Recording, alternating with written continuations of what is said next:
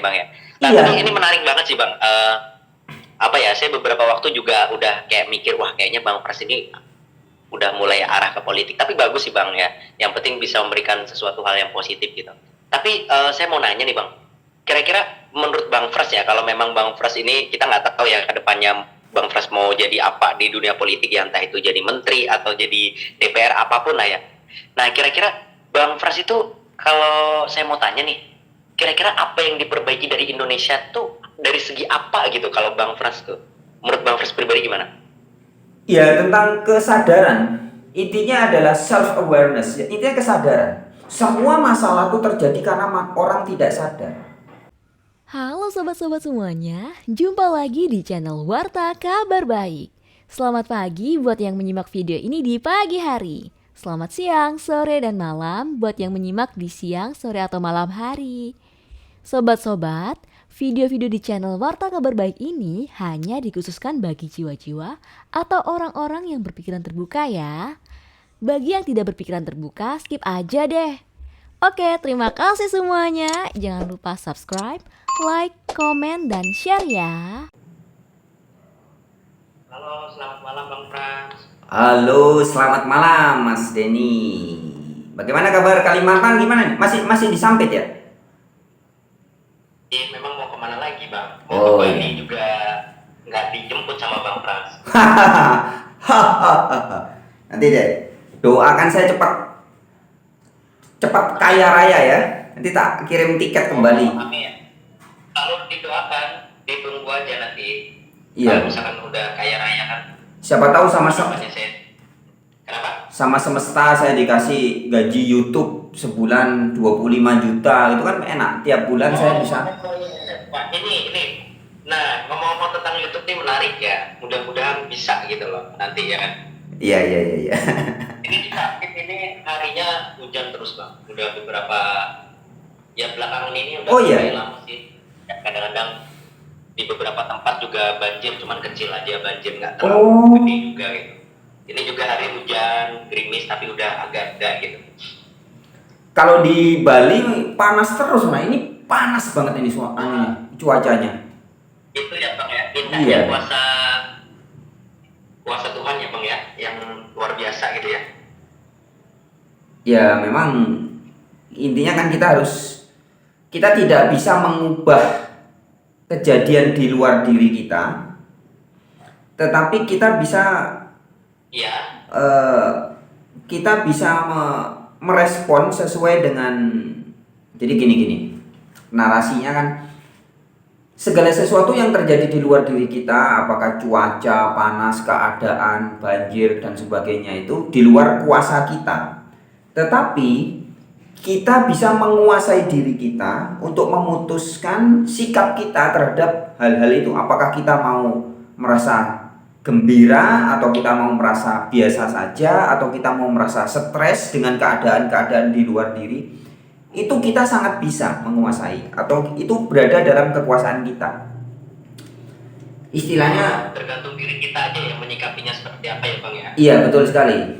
Jadi kalau anak-anak kecil dulu, maka kalau di dalam ajaran Yesus itu kan bilang, kerajaan Allah itu milik orang-orang yang punya jiwa seperti anak-anak. Jadi anak-anak itu kalau ada hujan, dia bisa main-main air hujan. Ketika ada panas, main-main panas-panasan, main layangan kalau siang, kalau malam mungkin main apa. Segala sesuatu bagi anak-anak bisa jadi bahan permainan, bisa dianggap positif, kira-kira begitu. Nah, biasanya kita, Lebih tepatnya menikmati keadaan ya apapun ya. iya betul. Lalu gembira ya anak kecil. Cuman kadang-kadang kan orang semakin dewasa udah berubah pola pikirnya, menganggap itu suatu masalah atau gimana.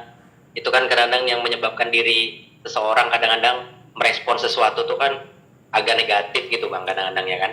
Bukan kadang-kadang, sering Mas Denny. Ini contoh sekarang ya. Ini sering malah ya. Iya, ini di dalam kamar saya ini. Di dalam kamar saya ini panas banget panasnya.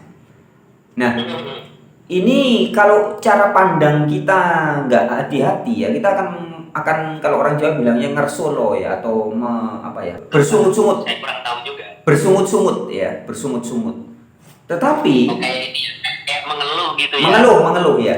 Tapi kalau kita dengan cara pandang positif, loh ini saya jadi sauna gratis nih. Sauna nih, keringat saya bisa dilihat nih. Keringatan saya keluar semua panas. Sehingga saya harus banyak minum, banyak keringat, banyak loh. Akhirnya bisa membuat tubuh saya lebih sehat. Penyakit kalau keringatan keluar itu kan penyakit keluar semua.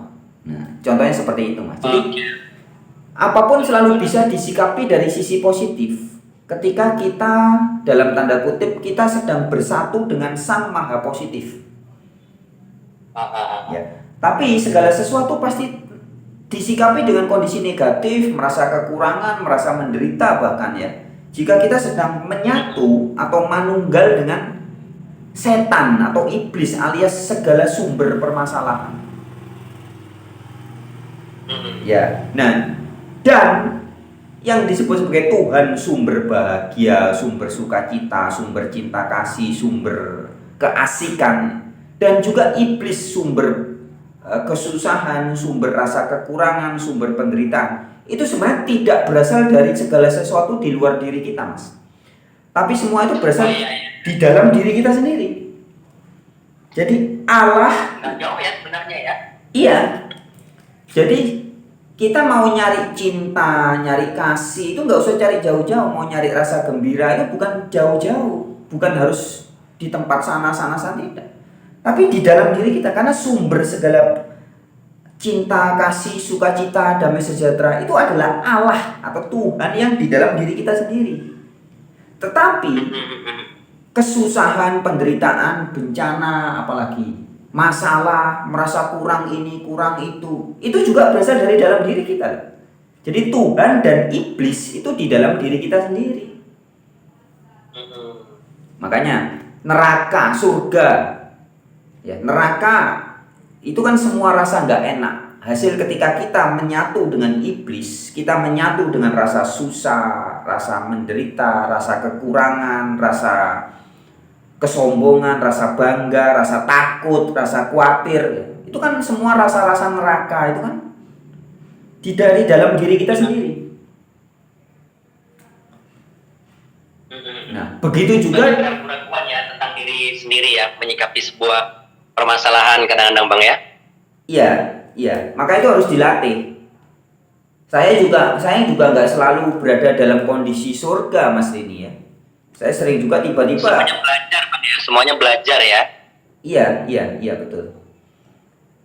Tiba-tiba saya Menarik banget ini obrolan kita. Saya senang Bang, selalu ngobrol itu kalau dengan Bang Frans itu positif gitu ya.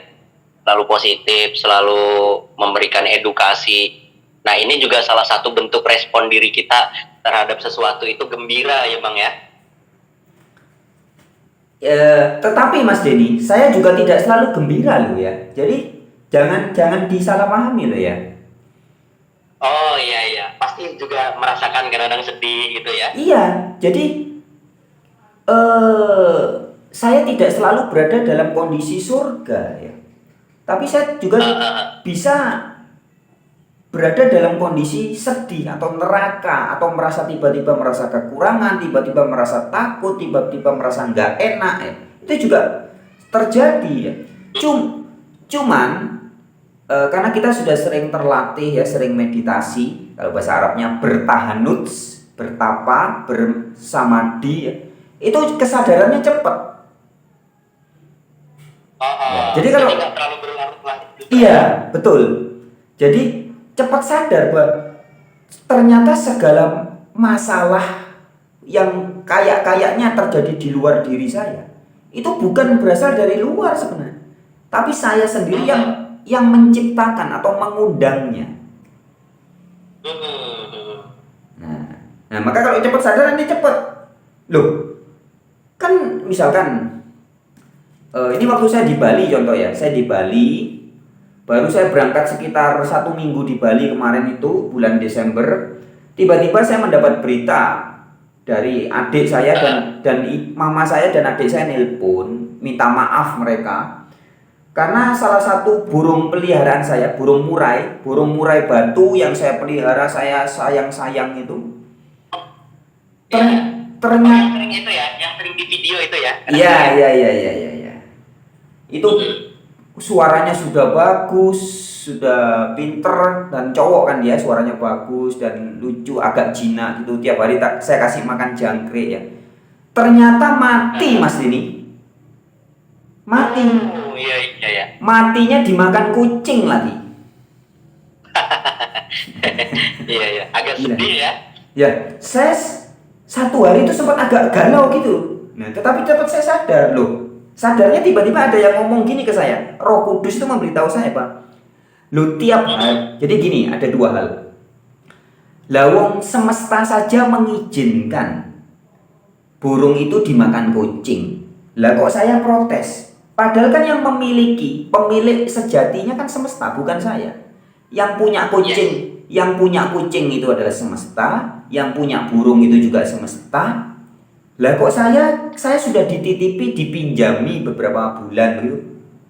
Lah kok malah protes, malah stres, ini kan kurang benar sebenarnya. Harusnya kalau ada yang mau tidak terima, ada yang boleh sedih, itu kan yang pemiliknya, bukan saya. Yes. Itu satu sisi pertama. Kemudian sisi kedua, saya langsung diingatkan. Loh, kamu tiap hari ngasih makan burung murah itu jangkrik. Jangkrik itu kan kecil-kecil lucu-lucu gitu Mas ya. Jangkrik ada yang warna hitam, ada yang warna coklat atau kuning ya. Setiap hari saya ketika ngasih makan burung murah itu jangkrik, itu saya mikir ini jangkrik wajahnya lucu, kasihan. Tiap hari dia harus mati. Minimal 10 jangkrik mati untuk hidupnya dipindahkan menjadi hidupnya burung murah itu. Ya.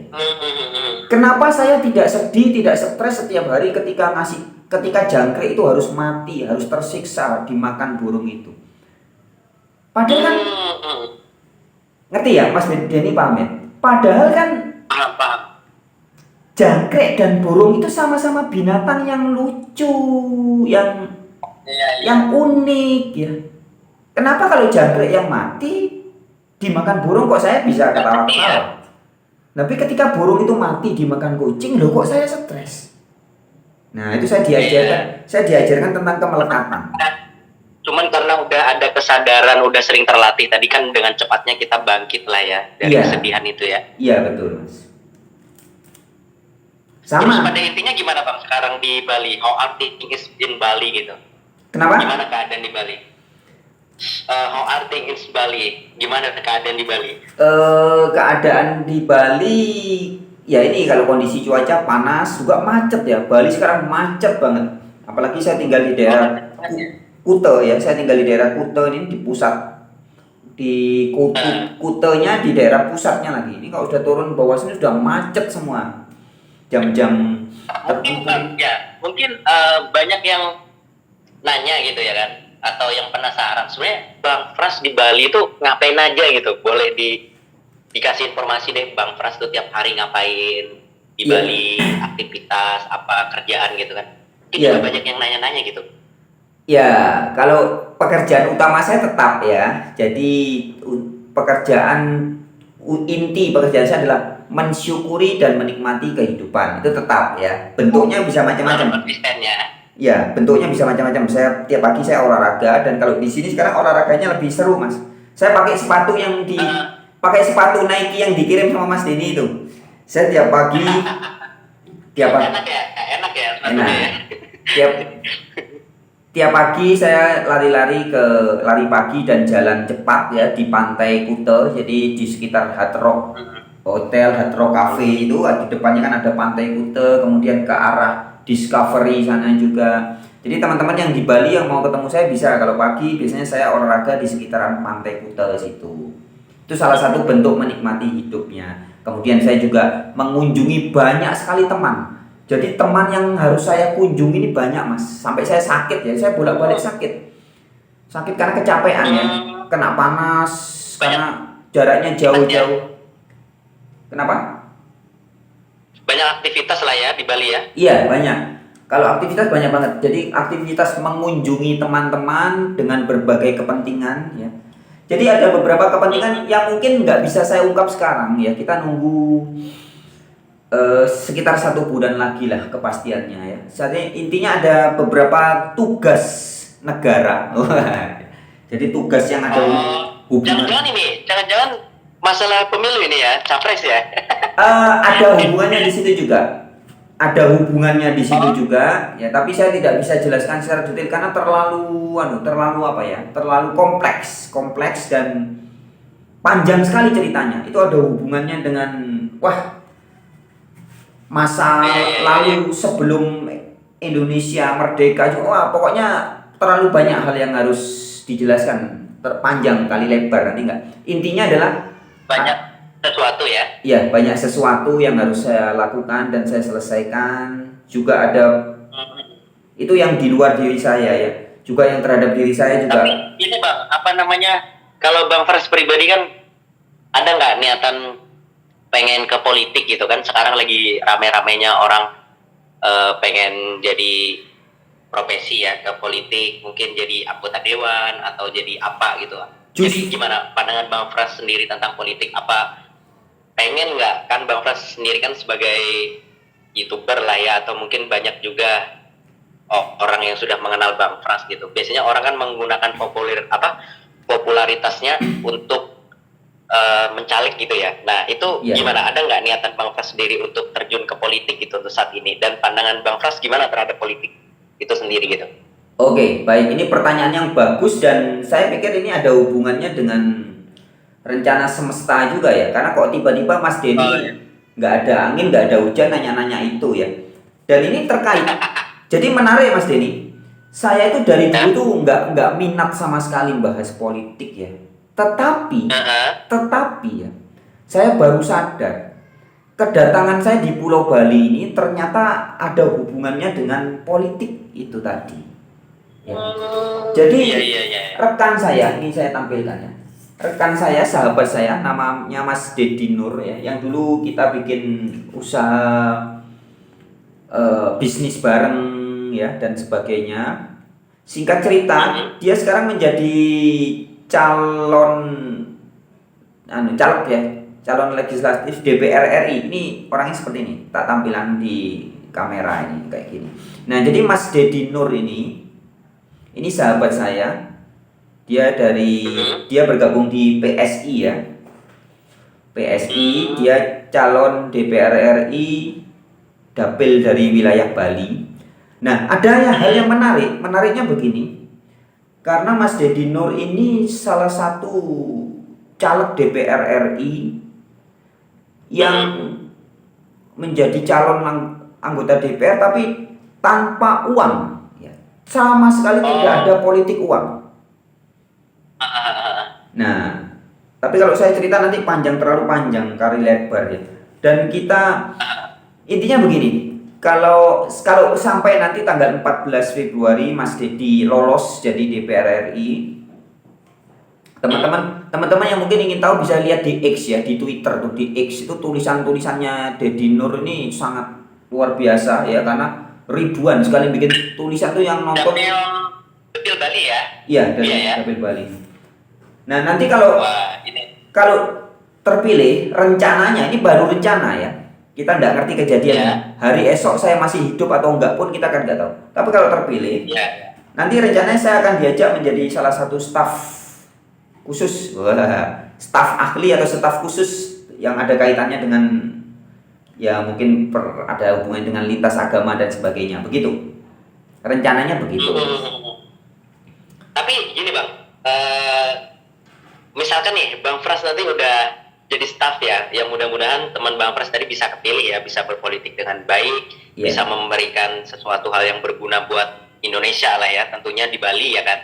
Nah itu apakah Bang Fras nanti kan pastinya kalau di dunia politik nanti kan Bang Fras akan banyak aktivitas tuh ya, pekerjaan yang lain gitu ya. Nah apakah Bang Fras masih ngonten, masih nge-YouTube atau gimana mungkin?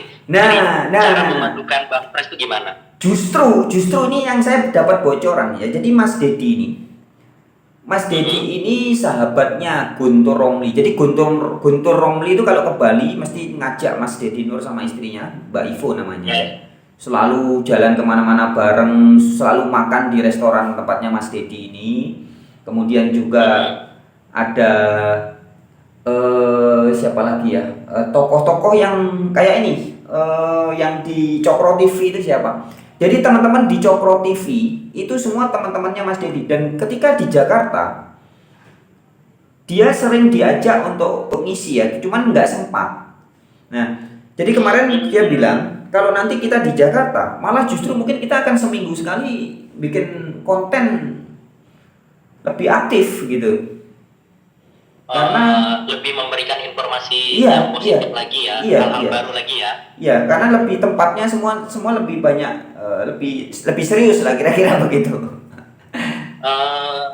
Berarti ini ya Bang Frans dari awal nggak ada niatan berpolitik, tapi karena semesta mungkin mengizinkan itu, yang nggak ada salahnya ya Bang ya. Nah, Iya, tapi ini menarik banget sih Bang. Apa ya, saya beberapa waktu juga udah kayak mikir, wah kayaknya Bang Frans ini udah mulai arah ke politik. Tapi bagus sih Bang ya. Yang penting bisa memberikan sesuatu hal yang positif gitu. Tapi saya mau nanya nih Bang. Kira-kira menurut Bang Frans ya, kalau memang Bang Frans ini, kita nggak tahu ya ke depannya Bang Frans mau jadi apa di dunia politik ya, entah itu jadi menteri atau jadi DPR, apapun lah ya. Nah, kira-kira Bang Frans itu, kalau saya mau tanya nih, kira-kira apa yang diperbaiki dari Indonesia tuh dari segi apa gitu kalau Bang Frans tuh? Menurut Bang Frans pribadi gimana? ya tentang kesadaran. Intinya adalah self awareness. Intinya kesadaran. Semua masalah itu terjadi karena orang tidak sadar. Tidak sadar. Iya.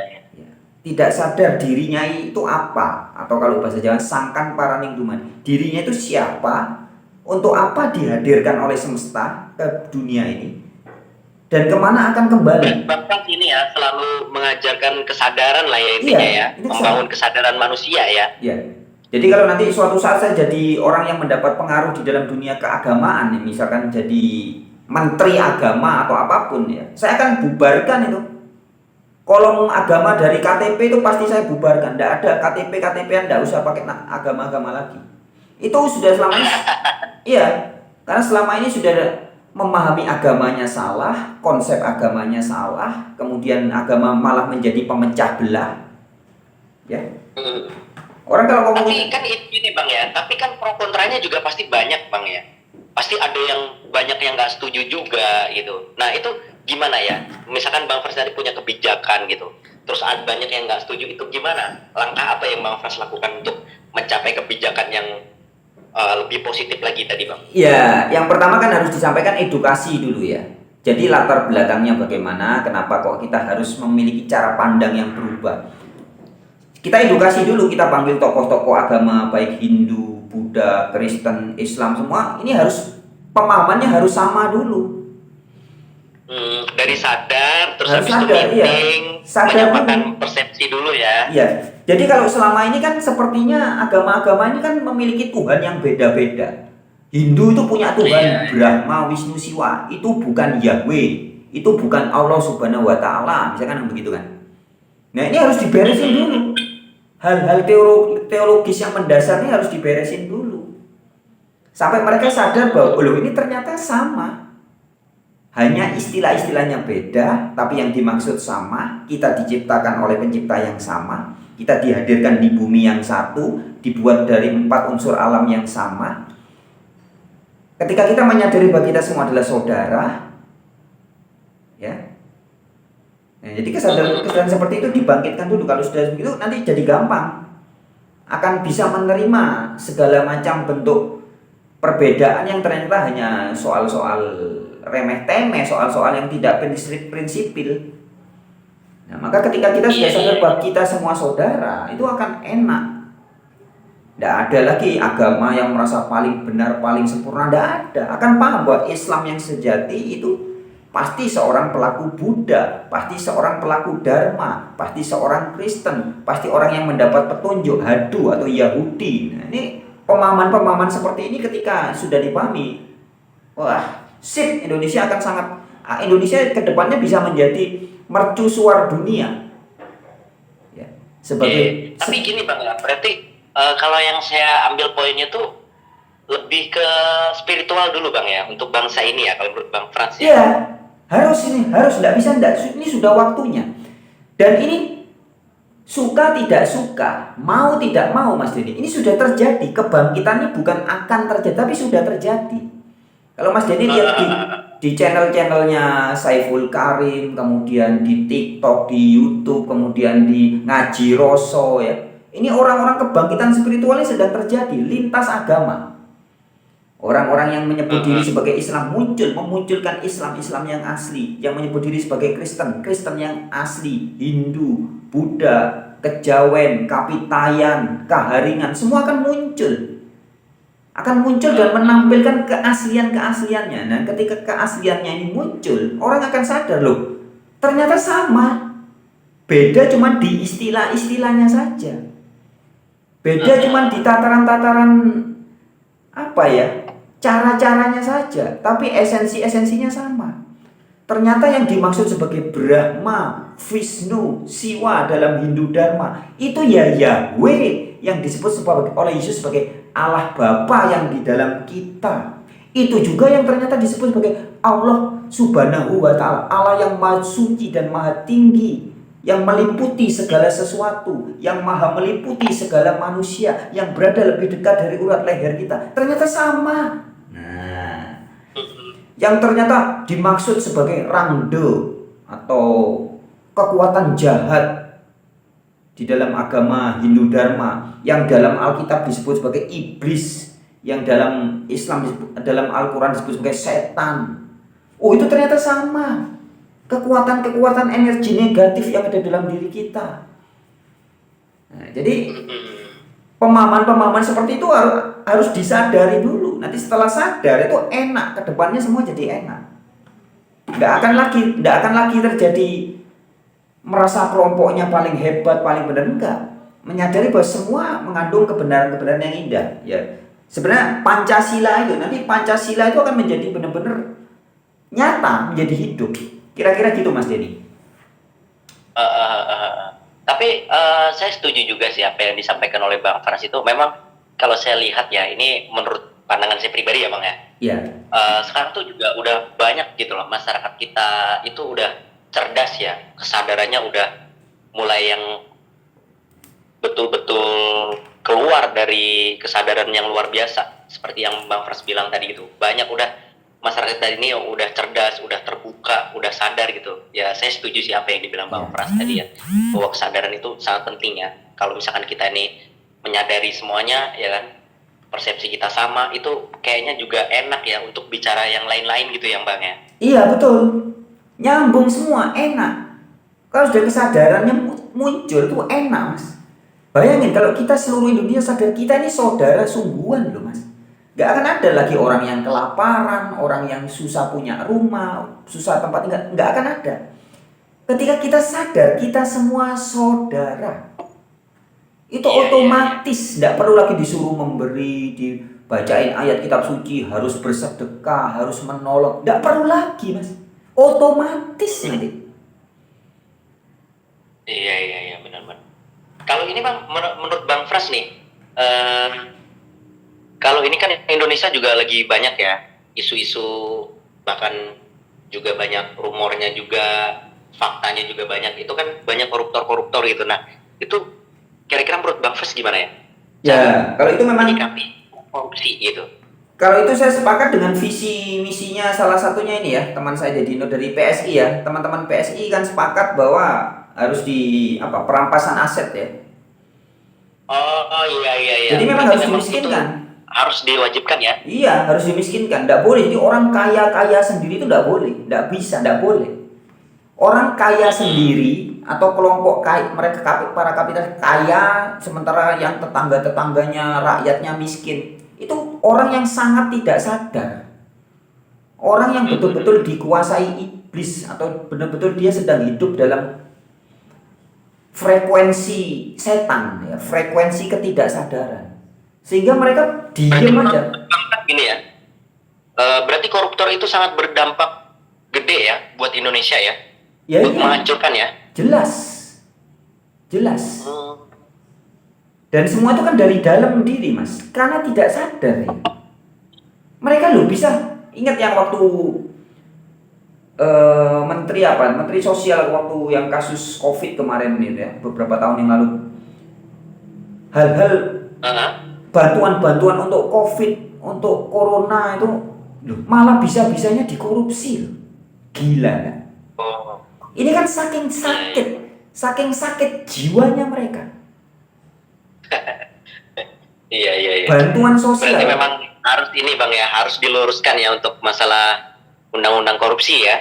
Sebenarnya Mas, undang-undang itu sudah bagus.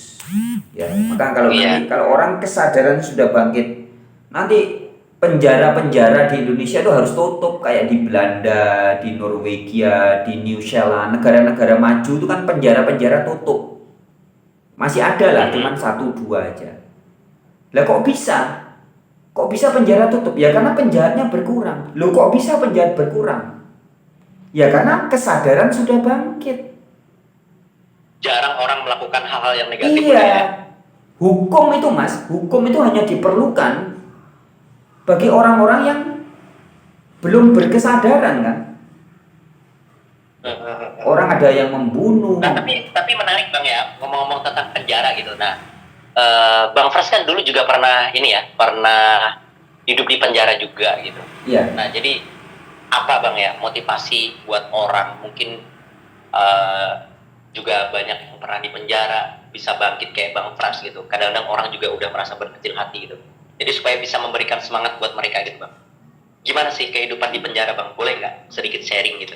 Ya, kalau ngomong khusus penjara sebenarnya harus menjadi topik khusus ya kan. Ada banyak sisi yang bisa kita bahas ya. Tapi pada kesempatan ini saya mau coba sampaikan sedikit. Ya, jadi memang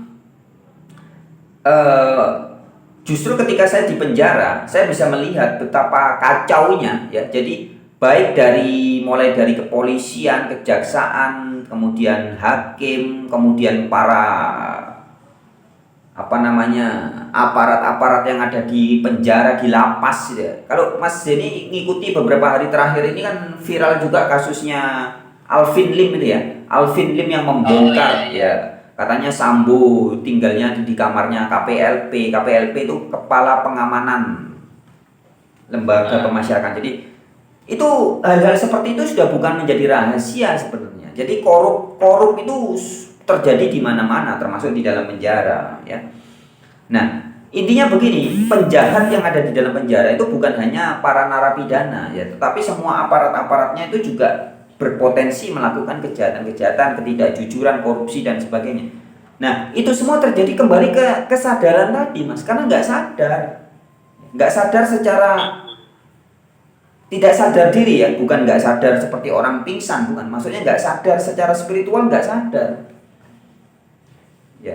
Dan saya jadi tahu ketika penjara di Indonesia ini kan over kapasitas ya.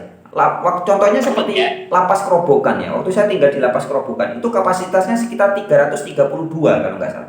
Jadi Lapas Kerobokan yang besar itu kapasitasnya 332. Tetapi kenyataannya penjara itu diisi 1.800 kepala, bayangin. Banyak ya? Kan sudah over nggak karu-karuan. Kapasitas 330-an, tapi diisi 1.800. Nah jadinya banyak aturan-aturan yang nggak bisa diterapkan misalkan Mas ya, waktu di Lapas Kerobokan dulu itu ada aturannya jelas tertulis itu di setiap tempat-tempat tulis dilarang bawa alat listrik, rice cooker, kipas angin, AC, handphone, laptop dan sebagainya itu ditulis. Tapi semua yang dilarang itu ternyata ada semua di dalam penjara itu. Nah, mengapa bisa begitu? Itu Kerobokan di Bali ya, di Bali Bang ya dulu ya. Iya, itu di Bali. Dan di lapas-lapas yang lain juga ternyata seperti itu ya. Kalau kita lihat di Sukamiskin yang dalam tanda kutip pura-pura digerebek kan sama mata Najwa atau wartawan dan sebagainya. Itu sebenarnya bukan rahasia lagi, Mas. Itu sudah begitu yang terjadi. Nah, cuman kalau seperti di Lapas Kerobokan yang memang over kapasitas ya. Ini dalam tanda kutip tidak bisa juga disalahkan. Jadi saya dulu sempat berpikir, wah ini berarti nggak benar petugasnya. Tapi nggak bisa juga. Karena Mas Denny coba bayangin. Penjara kapasitas 300, tapi diisi 1.800. Ini kan sudah over keterlaluan. Lah, kalau di dalam penjara yang misalkan satu kamar harusnya diisi 2-3 orang, kemudian diisi 20 orang, ini saya sendiri. Jadi kamar itu ya harusnya cuma diisi 1-2 orang, itu diisi 20 orang, 18 orang, 25 orang. Kalau tidak diizinkan, tidak boleh ada kipas angin, nggak boleh. Apa kita tidak di dalam penjara itu bunuh-bunuhan, Mas? Bayangkan, tidak boleh pakai HP, coba. Di dalam satu kamar terdiri dari 20, 15 sampai 18, 20, 25 orang, nggak boleh pakai HP coba. Terus kita mau ngapa-ngapain? Di kamar tuh ada yang ngentut, ada yang nggak mandi, baunya nggak. Itu suasananya tuh seperti itu. Nah kalau nggak boleh main HP, apa nggak kita stres bunuh-bunuhan? Nah kalau sudah ada HP kan masing-masing orang main HP.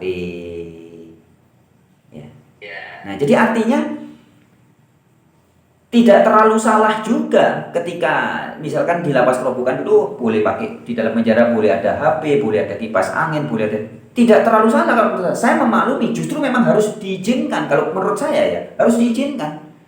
Kalau enggak, kita bisa berantem dan bunuh-bunuhan setiap hari. Ya kan? Nah, jadi kondisi-kondisi seperti ini terjadi kan karena keterpaksaan, Mas. Penjara terpaksa dibuat karena ada penjahat. Polisi terpaksa nangkap penjahat. Nah, kalau orang sudah sadar, kesadaran manusianya dibangkitkan, maka kejahatan kan menurun. Seperti di Belanda, tidak perlu penjara. Tidak perlu lagi orang dilarang karena sudah ada kesadaran. Orang tidak perlu lagi dilarang membunuh, tidak perlu karena sudah ada kesadaran. Jadi kesadaran ini memang kesadarannya adalah kuncinya. Ketika kesadaran dibangkitkan, maka semua masalah itu nanti otomatis terselesaikan dengan sendirinya, Mas. Otomatis. Sadar dulu ya. Iya. Otomatis orang tidak lagi pengen kaya sendirian, nggak kepengen ngerampok, nggak kepengen korupsi, enggak. Kalau sudah sadar tuh, otomatis segala tatanan itu teratur dengan sendirinya. Tidak perlu lagi diperintahkan, ditakut-takuti, jangan begini, jangan begono, jangan. Tidak perlu. Polisi tidak perlu lagi susah-susah karena kejahatan menurun. Kira-kira seperti itu, Mas.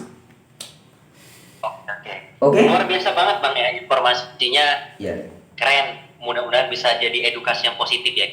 Saya senangnya kalau dengan Bang Pras ini, kalau ngobrol itu nyambung gitu. Kita selalu ngobrolnya asik ya.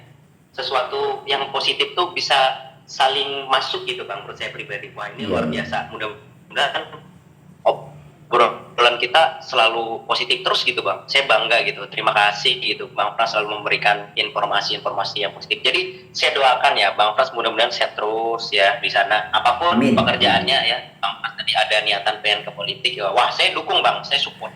Saya orang yang sangat mensupport Bang Pras, apalagi Bang Pras melakukan itu kan pasti demi Indonesia ya, demi bangsa ini. Semoga Bang Pras diberi kelancaran. Saya support terus Bang. Mudah-mudahan Bang Pras menjadi orang yang bisa bermanfaat buat banyak orang sih Bang, menurut saya pribadi itu. Iya. Itu yang lebih penting gitu. Nah ini pertanyaan terakhir Bang dari saya. Iya. Tolong dijawab Bang. Iya. Kapan menikah Bang? Lah ini nanti mungkin nunggu kalau saya sudah jadi orang lebih terkenal, mungkin banyak yang nanti tak lelang nanti. Oke.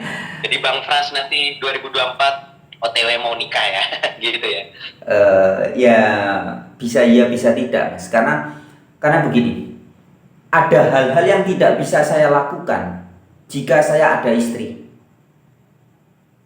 Ya, itu konsekuensi ya. Kita melakukan apapun ya. Ketika kita melakukan sesuatu itu kan kita membuat hukum terhadap semesta. Misalkan Mas Denny beli sandal jepit aja, pakai sandal jepit itu ada hukumnya loh Mas. Iya. Ya, naruhnya harus benar, nggak boleh ditaruh sembarangan, taruh di atas kulkas, taruh di rumahnya orang kan nggak bisa. Ini baru sandal jepit aja. Ya. Mas Denny punya motor satu, ada hukumnya. Kita kena hukum semesta. Punya motor 2 dan sebagainya. Nah, apalagi kalau kita punya pasangan, suami, istri, itu ada hukum-hukum yang mengikuti. Nah, di mana ketika kita memiliki sesuatu itu atau kita dititipi oleh semesta seorang istri, ya maka ada hal-hal tertentu yang tidak bisa dan tidak mungkin bisa kita lakukan. Nah, setuju. Ya, misalkan saya tidak bisa lagi sebebas sekarang, saya tidak bisa lagi tidak terlalu kan harus memikirkan kan, harus dipikirkan kesenangan istri. Kalau bahasanya kitab suci kan, kita harus memikirkan kesenangan, kebahagiaan anak istri juga. Jadinya tidak bisa sebebas sekarang, tidak bisa ya intinya begitulah, Mas Denny paham kan ya? Iya, iya. Cuman, Mudah-mudahan ya Bang Pras dapat juga dapat pasangan ya. ya terima kasih atas doanya ya, karena juga saya merasa butuh banget sih memang, butuh penolong ya, karena berdua lebih baik dari sendiri, dan saya merasa butuh penolong. Jadi mungkin kalau ada teman-teman yang cewek-cewek yang merasa baik hati, tidak sombong, cantik, seksi, silahkan kalau mau melamar jadi jodoh saya.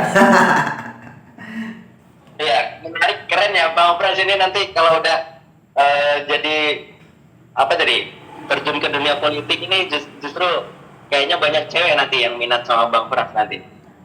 Gitu ya. Iya, biasanya Yeah. kan kalau orang semakin kaya, semakin sukses Yeah. kan, apalagi cewek zaman sekarang gitu kan pasti Asik. banyak yang naksir nanti. Asik. Yang penting harus tetap ingat bahwa tidak ada seorang pun yang bisa memiliki saya. Tidak ada seorang pun yang bisa memiliki saya dari ujung rambut sampai ujung kuku kaki. Kenapa? Karena diri saya sendiri bukan milik saya. Ya, jadi harus selalu saya pahami itu. Jadi tidak ada yang bisa dimiliki sebenarnya di dunia ini. Ya, tidak ada satupun yang betul-betul bisa kita miliki dan kita kuasai. Tetapi yang adalah bukan hak milik, tetapi hak guna pakai. Jadi semuanya yang hadir dalam kehidupan kita ini kan hak guna pakai sementara semua. Oke, kira-kira gitu aja Mas Denny. Mungkin cukup untuk Ya. kesempatan ini ya. Cukup, boleh. Ini Bang, saya mau ada sedikit informasi gitu. Ya, silakan. Ini kan Warta Kabar Baik udah semakin meningkat ya, subscriber, banyak yang support gitu saya bilang.